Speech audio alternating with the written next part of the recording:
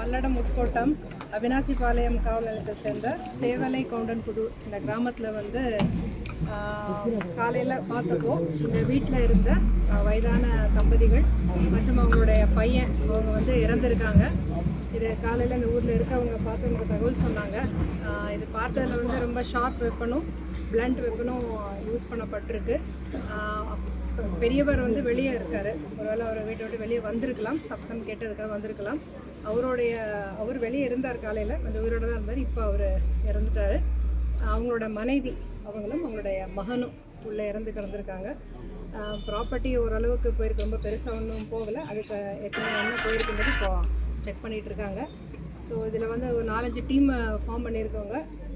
4-5 team 4-5 விதத்தில் MO criminals, வேறு மாதிரி அஃபென்ஸாக இருக்குமா, வேறு ஏதாவது மோட்டிவ் இருக்குமா அப்படின்னு பார்க்குறாங்க. சைபர் கிரைமுக்கு ஒரு டீம் போட்டிருக்கோம். சிசிடிவி ஃபுட்டேஜ் ஃபாலோ பண்ண ஒரு டீம் இருக்குது.